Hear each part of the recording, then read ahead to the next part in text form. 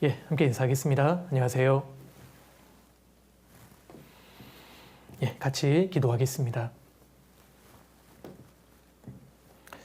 거룩하시고 자비로우신 우리 아버지 하나님, 참으로 감사드립니다. 죄와 사망에서 저희를 건져 구원해 주시고 하나님의 귀한 자녀 삼아 주신 은혜에 감사드립니다. 주님 오실 날이 얼마 남지 않은 마지막 때를 살고 있습니다. 주님을 위해서, 또 복음을 위해서 모든 것을 준비하고 또 예비하는 시간이 될 수 있도록 도와주시고 저희 모두를 주님의 영광을 위해 귀하게 사용해 주시기를 또 간절히 기도드립니다. 오늘 말씀을 통해서 저에게 양식을 주시고 또 마땅히 우리의 마음을 또 분노를 어떻게 다스려야 할지 교훈해 주시기를 간절히 기도드립니다. 오늘 말씀에 또 시종 역시 주께 의지합니다. 저희를 언제나 사랑하시는 예수님 이름으로 기도드렸습니다. 아멘. 우리 성경 같이 찾겠습니다. 에베소서 4장입니다. 신약 성경 에베소서 4장 22절입니다.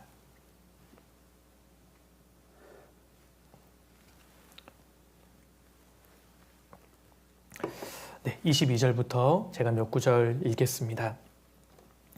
너희는 유혹의 욕심을 따라 썩어져 가는 구습을 쫓는 옛사람을 벗어버리고 오직 심령으로 새롭게 되어 하나님을 따라 의와 진리의 거룩함으로 지으심을 받은 새 사람을 입으라. 그런즉 거짓을 버리고 각각 그 이웃으로 더불어 참된 것을 말하라. 이는 우리가 서로 지체가 됨이니라. 분을 내어도 죄를 짓지 말며 해가 지도록 분을 품지 말고 마귀로 틈을 타지 못하게 하라. 30절입니다. 30절. 하나님의 성령을 근심하게 하지 말라. 그 안에서 너희가 구속의 날까지 인치심을 받았느니라. 됐습니다. 이 에베소서 성경은 사도 바울이 에베소 성도들에게 권면하신 그런 말씀입니다. 4장 24절에 새 사람을 입으라 라는 말씀이 나옵니다. 누구든지 예수님의 보혈로 구원을 받을 때 새 사람이 됩니다. 모든 사람은 아담의 자손으로 태어날 때부터 죄인으로 태어나서 타락된 본성을 가지고 또 인생을 살아갑니다. 그런데 예수 그리스도의 보혈로 구원을 받을 때 하나님께서는 잃어버린 형상을 회복시켜 주십니다. 그리고 구원을 받은 사람은 그때부터 하나님 보시기에 새 사람이 됩니다. 그런즉 누구든지 그리스도 안에 있으면 새로운 피조물이라. 이전 것은 지나갔으니 보라 새 것이 되었도다. 구원을 받은 모든 그리스도인들은 하나님 보시기에 새로운 피조물, 새 것, 새 사람이 된 것입니다. 이제 새로운 피조물이 된 사람은 옛 사람을 벗어버리고 새 사람을 입어야 하는 겁니다. 그래서 22절에 옛 사람을 벗어버리고 24절에 새 사람을 입으라. 이것이 신앙생활입니다. 새 사람이 되었기 때문에 이제 새 사람답게 살아야 하는 겁니다. 그리고 30절에 하나님의 성령을 근심하게 하지 말라라는 말씀이 나오죠. 결론적으로 이 본문이 말씀하고 있는 바는 구원받은 새 사람은 하나님의 성령을 근심하게 하지 말아야 한다는 것입니다. 그리고 하나님의 성령을 근심하게 하지 않는 생활 중에 하나가 바로 분노를 다스리는 생활, 분을 품지 않는 생활입니다. 26절에 분을 내어도 죄를 짓지 말며 해가 지도록 분을 품지 말고 마귀로 틈을 타지 못하게 하라. 오늘은 이 말씀을 중심으로 화를 내는 문제, 분노하는 문제에 대해서 같이 좀 생각해 보려고 합니다. 많은 사람들이 오늘날 우리 사회를 분노 사회라고 규정합니다. 또 어떤 사람들은 우리나라를 분노 공화국이라고 하기도 합니다. 우리나라에서 연간 이 우발적인 살인 사건이 400건 정도 발생한다고 합니다. 예전에는 이 살인의 동기가 깊은 원한 이런 게 많았는데 오늘날에는 우발적인 분노를 참지 못해서 발생하는 살인 사건이 가장 많은 비중을 차지하고 있습니다. 분노를 조절하기 힘들어하는 일종의 환자들이 오늘날 급증하고 있습니다. 그런데 이 분노라는 감정은 사실 아주 위험한 감정입니다. 분노라는 감정이 위험한 이유를 여러 가지로 설명해 볼 수 있는데 세 가지로 정리해서 좀 말씀을 드릴까 합니다. 먼저 이 분노라는 감정은 이 육체적으로도 아주 안 좋은 영향을 미칩니다. 우리 그 인체 안에 있는 이 건강상에 아주 안 좋은 문제를 유발시킨다는 겁니다. 이것을 많은 사람들이 실험을 했는데 그 중에 미국의 워싱턴 대학교의 심리학과 교수인 엘마 게이츠 교수라는 분이 실험을 했습니다. 사람이 말을 할 때 입에서 나오는 침을 분석해 보니까 사람의 감정 상태에 따라서 이 침의 침전물 색깔이 다르더라는 겁니다. 사람이 아무런 감정 없이 일반적으로 이야기할 때 나오는 그 침의 침전물 색깔을 보니까 무색이었습니다. 색깔이 없었습니다. 또 재미있는 것은 사람이 어떤 사랑의 감정을 느낄 때, 호감을 느낄 때 말하는 이 침의 침전물 색깔을 조사해 보니까 분홍색이었습니다. 또 그런가 하면 사람이 격양되어서 막 분노가 막 치밀어 올라서 퍼붓을 때 나오는 그 침의 침전물 색깔을 조사해 보니까 짙은 갈색입니다. 근데 그보다 더 놀라운 것은 이 짙은 갈색의 이 침전물을 흰 쥐에게 주사해 보니까 몇 분 만에 죽더라는 겁니다. 이처럼 사람이 분노할 때 나오는 이 물질이 이 정도로 강력하다면 이 물질이 우리 인체 내에서 얼마나 안 좋은 영향을 미치겠습니까? 얼마나 건강상의 문제를 유발하겠습니까? 분노라는 감정은 이처럼 사실 무서운 감정입니다. 어떤 박사가 화를 낼 때에 인체에 일어나는 변화를 요약했는데 화가 잔뜩 나면 가장 먼저 호흡이 가팔라지고요.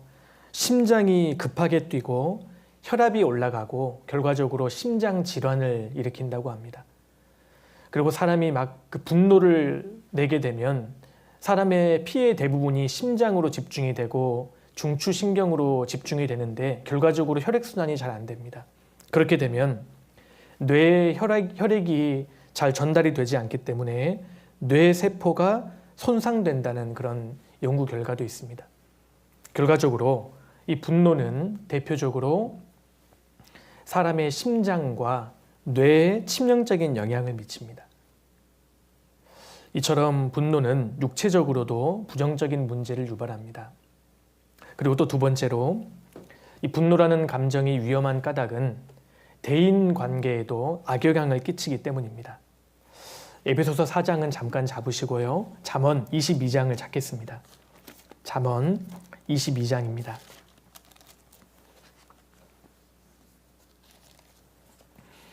잠언 22장 24절입니다. 노를 품는 자와 사귀지 말며 울분한 자와 동행하지 말지니 그 행위를 본받아서 내 영혼을 올무에 빠질까 두려움이니라. 주님께서는 마음속에 노를 품은 사람, 울분한 자와 사귀지 말라고 말씀하셨습니다. 실제로 우리가 인간 관계를 맺다 보면 울분이 가득한 사람, 노를 항상 품은 사람, 주변에는 사람이 별로 없습니다. 주변 사람들이 그 사람을 피하게 되죠. 사실 무서워서 피하는 것이 아니라 자기에게 손해가 갈까봐, 자기에게 피해가 갈까봐 피하는 것입니다. 그래서 분노를 자주 내는 사람 주변에는 사람이 없습니다. 그러니까 이 분노라는 감정은 우리 가까운 가족 관계에서도 그리고 대인 관계의 단절을 유발하고 또 많은 사람들의 관계를 파괴시키는 겁니다. 그래서 그리스도인으로서 그리스도의 빛을 비추는 이것을 가장 방해하는 또 감정 중에 하나가 이 분노라고 할 수 있습니다. 그리고 세 번째로 이 분노라는 감정이 또 위험한 이유는 결정적으로요, 영적으로도 문제를 유발하기 때문입니다. 에베소서 4장 돌아가겠습니다. 에베소서 4장 26절입니다. 자, 사도 바울이 분노에 대해서 경고하시면서 하시는 말씀을 보십시오. 26절입니다. 분을 내어도 죄를 짓지 말며 해가 지도록 분을 품지 말고 마귀로 틈을 타지 못하게 하라. 이 말씀을 보면 분노가 영적인 문제와 연결된다는 사실을 우리가 금방 알 수 있습니다. 우리는 화를 내는 것을 아주 사소한 일이라고 생각합니다. 화를 낼 수 있다고 생각하죠. 그러나 이 분을 품는 작은 행동은 사실 마귀로 틈을 타게 하는 행동이라는 것입니다. 마음 가운데 분노를 품는 것은 사실 마귀에게 초대장을 보내는 것과 같습니다. 마귀도 틈이 없으면 우리 마음에 들어올 수 없습니다. 그런데 분노를 품는 것은 마귀에게 틈을 제공하는 겁니다. 그리고 30절에 하나님의 성령을 근심하게 하지 말라. 내가 분노를 품고 화를 내고 욕설을 했을 때 그 사소한 것이 내 안에 거하시는 성령을 근심하게 한다는 겁니다. 하나님과 나 사이에 교제에 금이 가게 만들고 더 나아가서 마귀로 틈을 타게 하는 영적인 문제를 유발한다는 사실을 우리가 분명히 알아야 합니다. 이처럼 분노는 아주 위험하고 우리 신앙생활에서 너무나 중요한 문제라고 할 수 있습니다. 내 자신에게도 좋지 않고 다른 사람들과의 관계에서도 좋지 않고 그리고 영적으로도 하나님과의 관계에서도 악영향을 미치는 중요한 문제가 바로 분노입니다. 자, 그런데 우리가 먼저 분명하게 해두어야 할 것이 있습니다. 이 분노라는 감정 자체는 나쁜 감정이 아니라는 겁니다. 4장 26절 다시 보겠습니다. 분을 내어도 죄를 짓지 말며. 이 말씀을 헬라어 원어로 보면 사실 명령문입니다. 분을 내어라. 그리고 죄를 짓지 말라. 이렇게 번역하는 것이 사실은 이 원어랑 가장 가까운 번역이라고 할 수 있습니다. 분을 내어라. 그리고 죄를 짓지 말라. 이 말씀을 보면 이 분이 올라오는 것 자체는 죄가 아니라는 것을 우리가 알 수 있습니다. 분이 올라오는 상황에서 분이 마음 가운데 치밀어 오르는 것 그 자체는 죄가 아닙니다. 사실 화를 내는 것은 하나님께서 우리 인간에게 주신 자연스러운 기본 감정이라고 할 수 있습니다. 화가 나는 상황에서 화를 내는 것은 사실 본능이죠. 그래서 분을 내는 것 자체를 꼭 죄라고 할 수 없습니다. 우리가 부당함에 대해서 화가 날 수도 있고 불의 앞에서는 화를 내야 할 때도 있습니다. 의분이라는 게 있지 않습니까? 의로운 분노라는 것이 있습니다. 어떤 사람이 하나님을 향해서 욕을 하고 하나님 말씀을 막 찢고 하나님에 대해서 악담하는 것을 보고도 화가 치밀어 오르지 않는 사람이 있다면 그 사람은 구원받은 그리스도인이 아닐 겁니다. 어떤 친구가 내 아버지를 욕하는데 분노하지 않는 사람은 그 사람은 자녀가 아닙니다. 하나님을 믿지 않는 사람이 하나님을 향해서 대항하고 하나님을 욕하는 모습을 볼 때 우리는 그 사람들에 대하여 불쌍히 여기는 마음도 있지만 또 한편으로는 화가 치밀어 오르지 않을 수 없습니다. 예수님께서도 가끔 분노를 표현하셨습니다. 마가복음 3장을 보면 예수님께서 회당에 들어가셨는데 그곳에 손이 말라서 펼 수 없는 그런 병자가 있었습니다. 그런데 그날은 안식일이었습니다. 예수님께서 회당에 들어오시자 주변 사람들이 저 예수가 안식일에 저 병자를 고치나 보자라고 벼르고 있었습니다. 예수님께서 주변 사람들의 마음이 완악함을 보시고 마가복음 3장 5절에 보면 저희 마음의 완악함을 근심하사 노하심으로 그렇게 말씀하고 있습니다. 예수님께서 분노하셨습니다. 이처럼 예수님께서는 가끔 분노를 표현하셨습니다. 그런데 예수님의 분노는 거룩한 분노, 의로운 분노였다는 겁니다. 사도 바울도 아테네에서 복음을 전할 때에 아테네에 많은 우상들이 있는 것을 보고 마음에 분했다고 되어 있습니다. 의분이죠. 우리도 하나님의 영광을 위해서, 하나님의 나라를 위해서 마땅히 화를 내어야 할 상황에서는 화를 내어야 합니다. 분노를 품어야 합니다. 의분입니다. 하나님께서 괴로워하시는 것을 생각할 때에 내가 잘못한 것에 대해서는 화를 낼 줄 알아야 합니다. 우리가 해야 할 것을 바르게 하지 못해서 하나님의 영광이 땅에 떨어지는 것을 볼 때 우리도 마음에 분노를 품어야 합니다. 그런 화는 우리가 내어야 합니다. 그런데 문제는 우리는 화를 내지 말아야 할 상황에 너무나 많은 화를 낸다는 것입니다. 야고보서 1장을 찾겠습니다. 야고보서 1장입니다.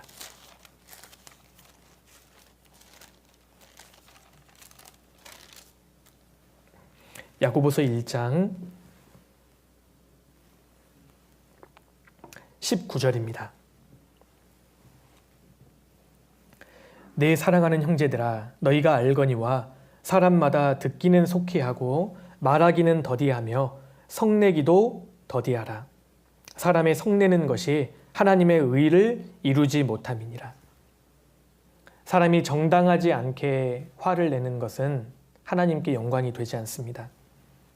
그래서 우리가 신앙생활을 잘 하려면 내 마음을 잘 다스려서 화를 잘 내지 않아야 합니다.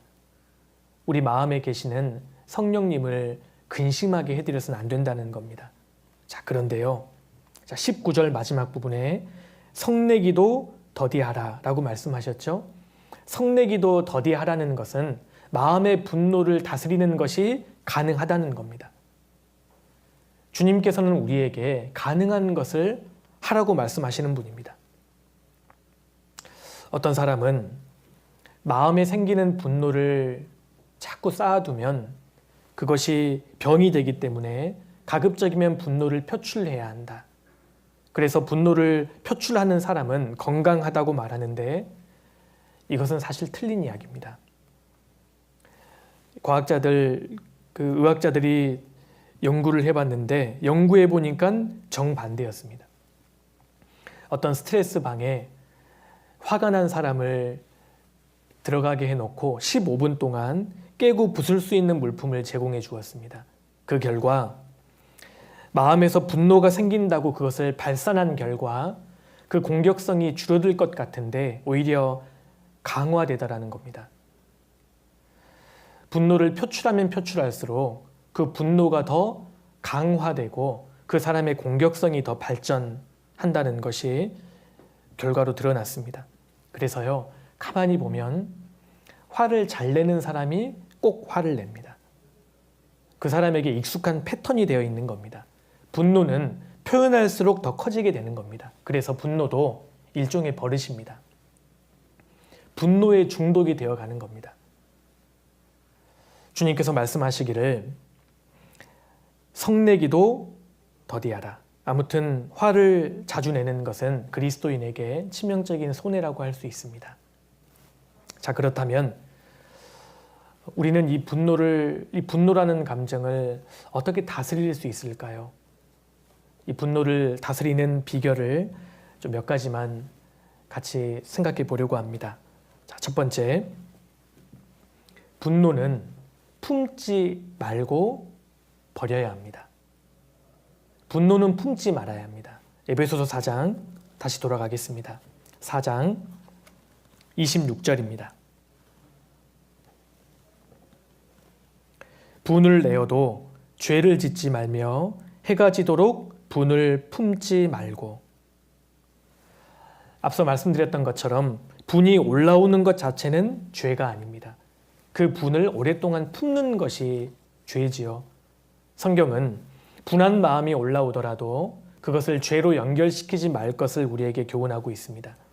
그런데 재미있는 것은 4장 26절에 분을 내어도 죄를 짓지 말며 해가 지도록 분을 품지 말고, 이 구절을 헬라어로 보면 앞에 나오는 이 분이라는 단어와 뒤에 나오는 분이라는 단어가 서로 다르다는 겁니다. 앞에 분을 내어도 할 때 이 분이라는 헬라어 단어가 오르게이고요. 뒤에서 분을 품지 말고 할 때 분이라는 단어가 파우로지조입니다. 그런데 뒤에 나오는 이 파우로지조라는 이 분노라는 단어가 앞에 나오는 오르게라는 이 단어보다 훨씬 더 강력하고 무서운 분노입니다. 그러니까 일종의 경노입니다. 그러니까 분을 마음에 품고 있으면 갈수록 강력하고 무서운 분노로 발전되어 간다는 겁니다. 왜 우리가 해가 지기 전에 마음의 분노를 정리해야 합니까? 이것을 방치해 놓으면 갈수록 이 분노라는 감정이 더 크고 강력하고 무서운 분노로 발전되기 때문입니다. 결국 마귀가 이것을 도구로 삼습니다. 야고보서 1장에서도 욕심이 잉태한 즉 죄를 낳고 죄가 장성한 즉 사망을 낳느니라. 죄는 점점 더 발전된다는 특성이 있습니다. 이런 점에서 우리가 경계로 삼을 수 있는 인물이 바로 사울입니다. 이스라엘의 초대왕 사울. 다윗이 골리앗을 쓰러뜨리고 이스라엘의 민족적인 영웅으로 떠받들여지자 사울은 마음에 분노가 올라왔습니다. 성경 찾아보실까요? 사무엘상 18장입니다. 사무엘상 18장 7절입니다.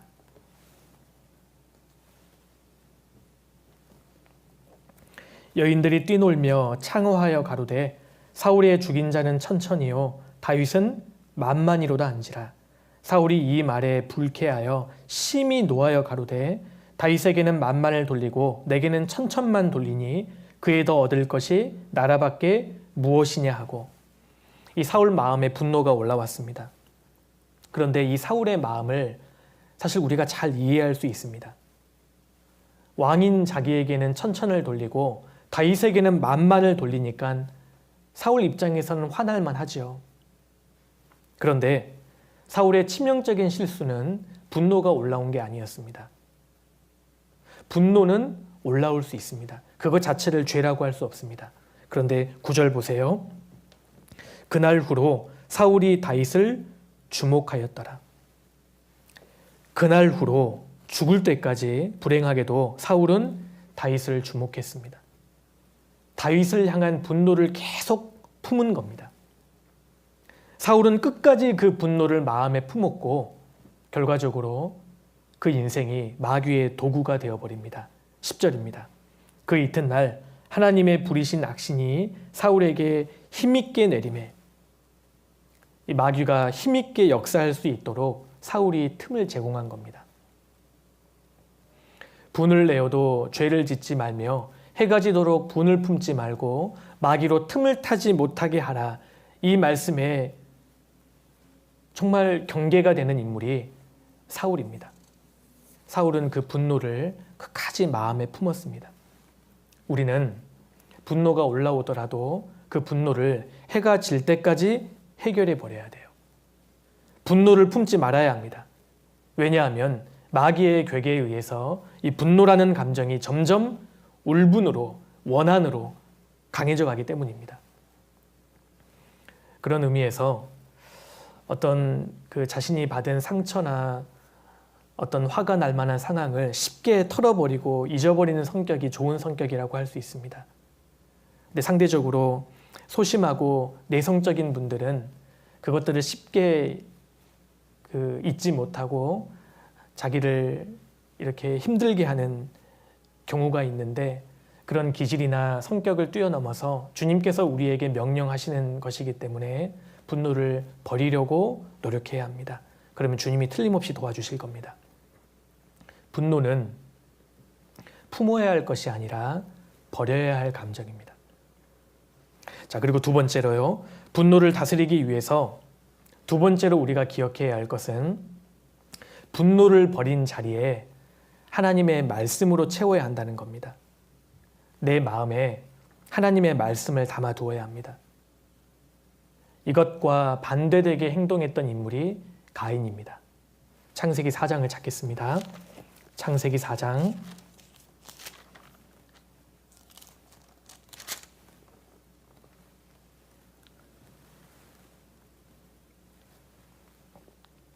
창세기 4장 3절입니다.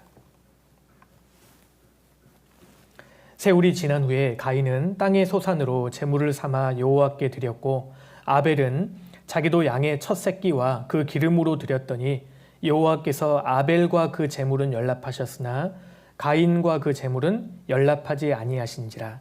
가인이 심히 분하여 안색이 변하니. 하나님께서 동생 아벨의 제사는 받아주시고 자신의 제사는 받지 않으시자 가인은 심히 분해서 안색이 변했습니다. 그러자 하나님께서 가인에게 이렇게 경고하십니다. 7절입니다. 내가 선을 행하면 어찌 낯을 들지 못하겠느냐. 선을 행치 아니하면 죄가 문에 엎드리느니라. 죄의 소원은 내게 있으나 너는 죄를 다스릴지니라. 살다 보면 이 가인처럼 본능에 의해서 분이 올라오고 때로는 안색이 변할 수도 있습니다. 그런데 이 분노와 맞서야 하는 것이 바로 하나님의 말씀입니다. 하나님께서 분명히 말씀하셨죠. 죄의 소원은 내게 있으나 너는 죄를 다스릴지니라. 이 한 말씀을 가인이 마음에 담아두었다면 동생 아벨을 죽이지 않았을 겁니다. 그러나 이 하나님의 말씀이 가인의 삶에 어떠한 영향도 미치지 못했습니다. 왜냐하면 가인이 붙잡지 않았거든요. 말씀은 붙잡는 사람의 인생에 역사하는 겁니다. 그 결과 8절입니다. 가인이 그 아우 아벨에게 고하니라. 그 후 그들이 들에 있을 때에 가인이 그 아우 아벨을 쳐 죽이니라. 가인은 하나님의 말씀의 권위를 인정하지 않았습니다. 그 마음에 하나님의 말씀이 없었습니다.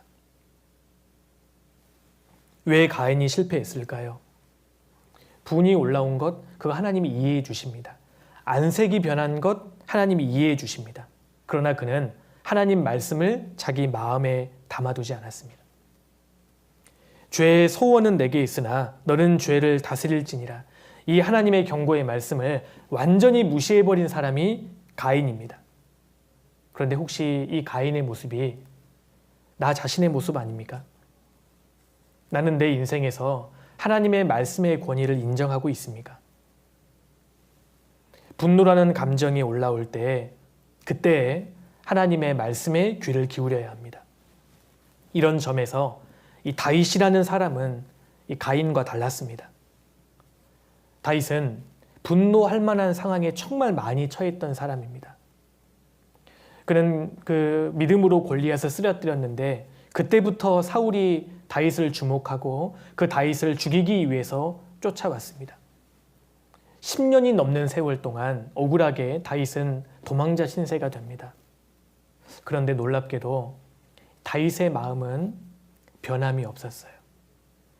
그는 악으로 치닫지 않았습니다. 이것을 결정적으로 알 수 있는 장면이 사울이 죽었을 때 다윗의 태도입니다. 사울이 죽었을 때 다윗은 전혀 기뻐하지 않았습니다. 사무엘의 1장을 보면 그 사울의 죽음 앞에서 다윗은 이스라엘아 너의 영광이 산 위에서 죽임을 당하였도다. 다윗은 진심으로 사울을 추모했고 슬퍼했습니다. 어떻게 그렇게 마음을 지킬 수 있었을까요? 비결이 있습니다. 다윗은 자신이 받은 상처나 원한을 묵상하지 않고 주님의 말씀을 묵상했습니다. 그는 악한 자를 묵상하지 않고 주님을 묵상했던 사람입니다. 다윗은 자기 마음에 무엇이 들어와야 하는지를 정확하게 알고 있었던 사람입니다. 시편 119편을 찾겠습니다. 시편 119편입니다.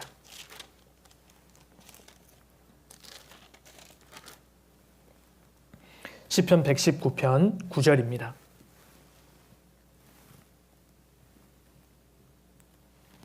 청년이 무엇으로 그 행실을 깨끗게 하리이까?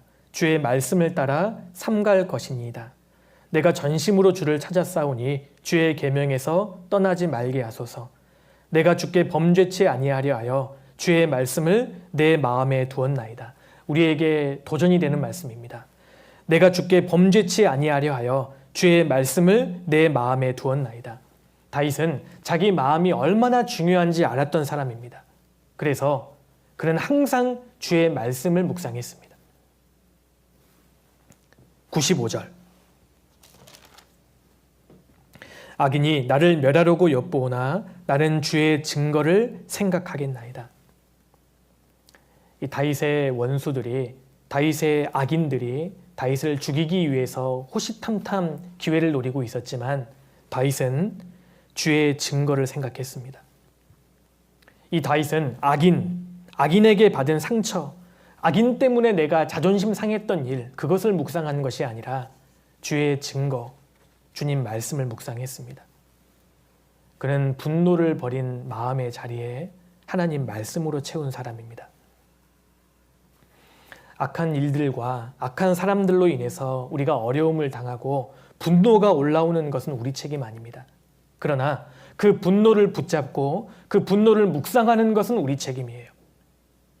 분노를 품는 것에 대한 결과는 우리가 그 책임을 져야 합니다. 미워하는 사람을 묵상하지 말고 주님 말씀을 묵상하십시오. 악인을 묵상하지 말고 분노를 품지 말고 우리는 그리스도 예수의 마음을 품어야 합니다.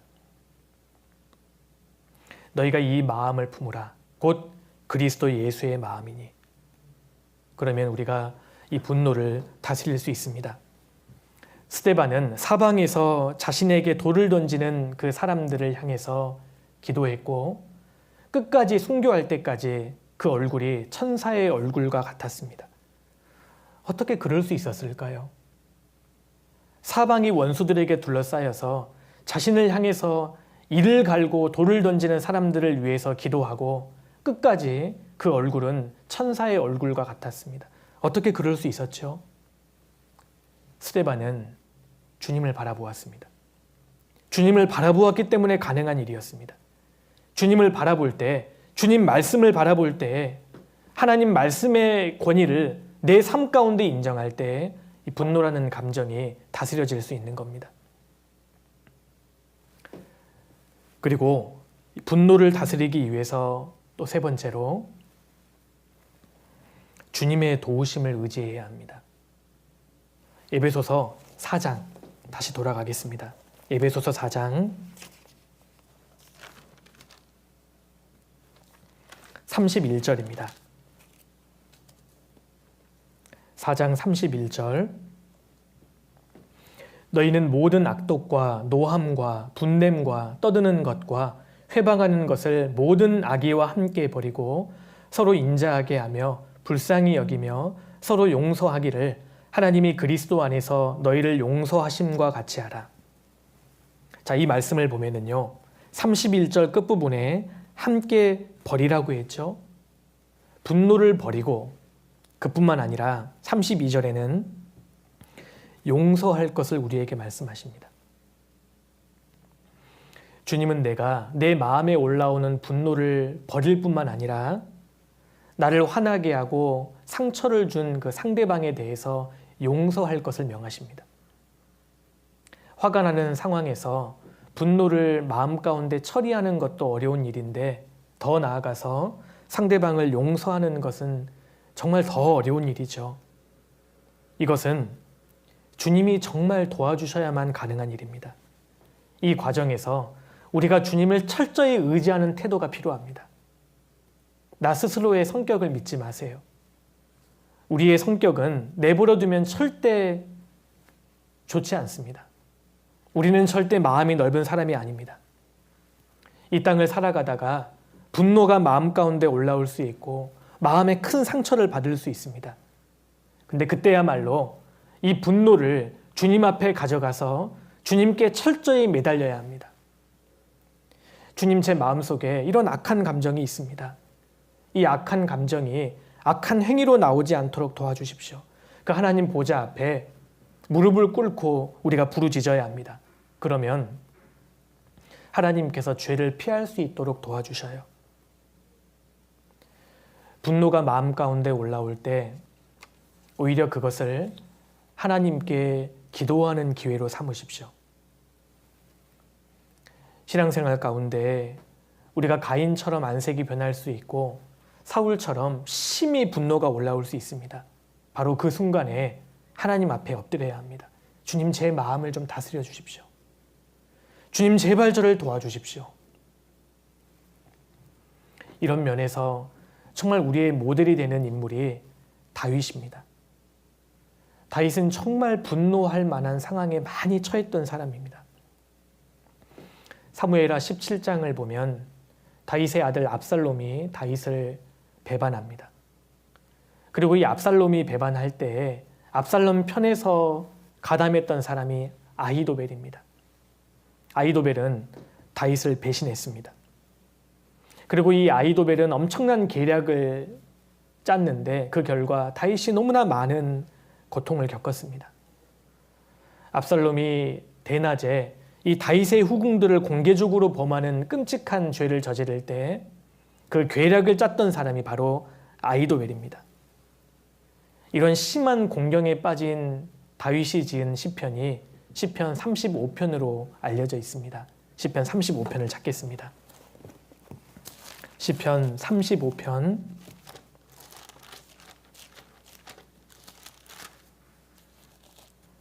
12절입니다.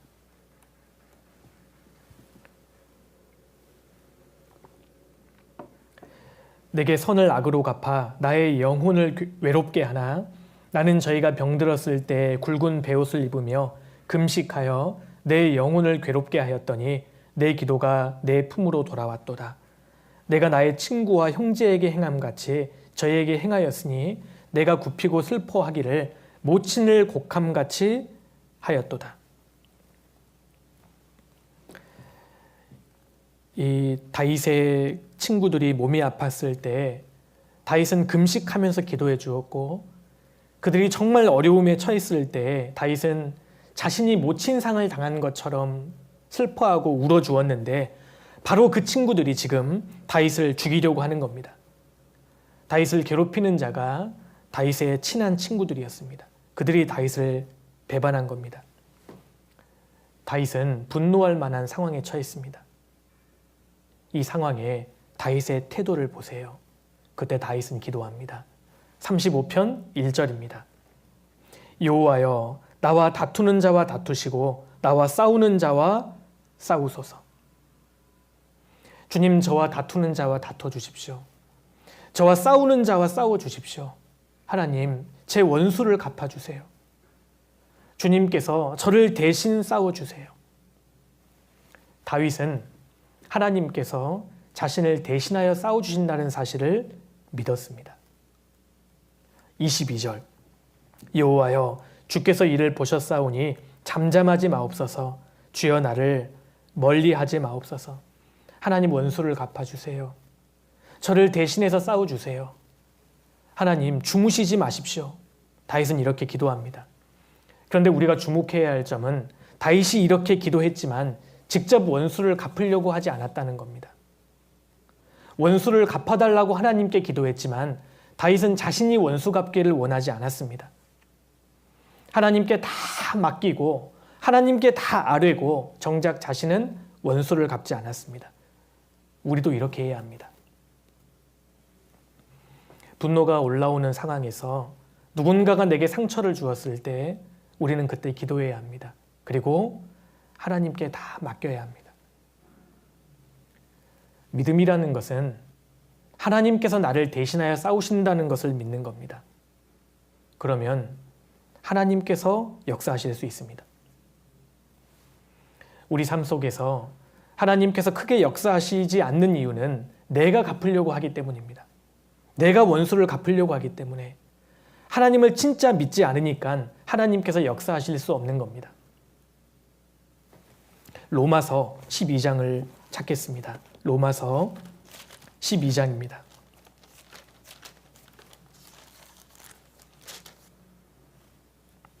로마서 12장 19절입니다.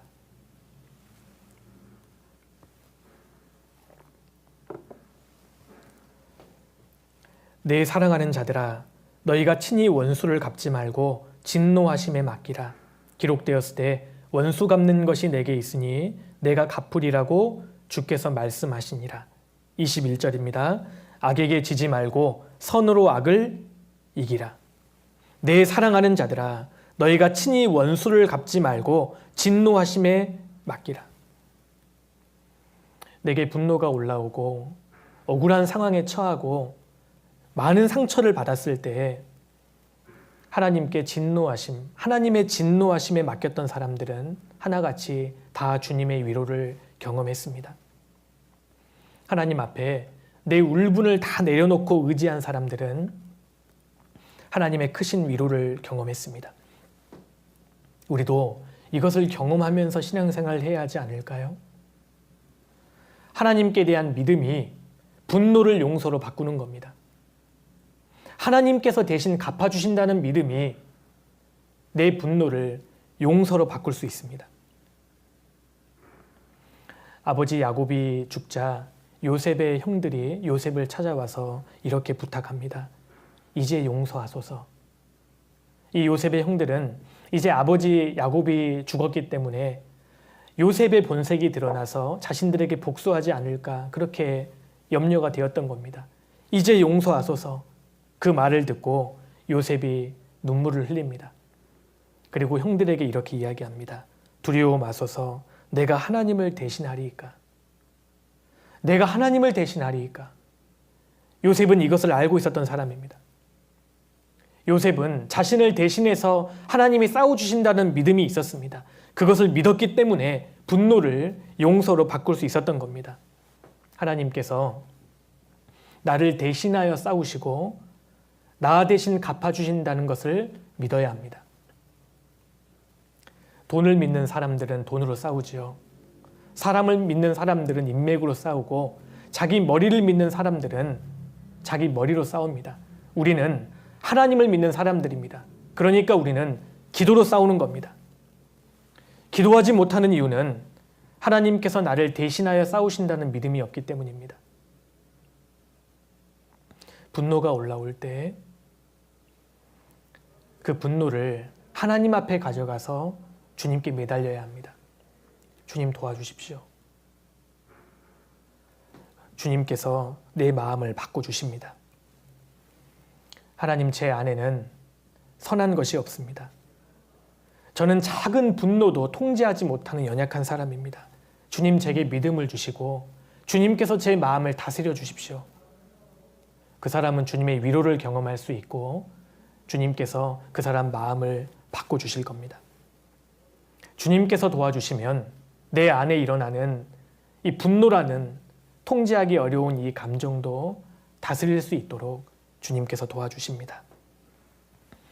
상처받고 화나는 상황에서 자기 마음을 지킬 수 있는 사람, 믿음으로 분노를 용서로 바꿀 수 있는 사람, 요셉과 다윗과 같은 사람을 주님은 지금도 찾고 계시고 그 사람을 통해서 귀하게 사용해 주실 것입니다. 같이 기도하겠습니다. 고마우신 아버지 하나님, 감사드립니다. 그리스도의 보혈로 구원을 받고 그리스도를 닮아갈 수 있는 기회를 주신 것 감사드립니다. 저희 모두는 너무나 연약한 사람들입니다. 하나님께서 저희의 마음을 위로해 주시고 또 넓혀 주셔서 하나님 앞에 악한 마음과 또 악한 행위가 있지 않도록 도와주시기를 간절히 기도드립니다. 이 중요한 시기에 주님의 복음을 위해서 준비할 수 있도록 도와주시고 저희 모두를 주님의 영광을 위해서 귀하게 사용해 주시기를 간절히 기도드립니다. 이어지는 모든 일정도 주께 의지합니다. 저희를 언제나 사랑하시는 예수님 이름으로 기도드렸습니다. 아멘. 수고하셨습니다.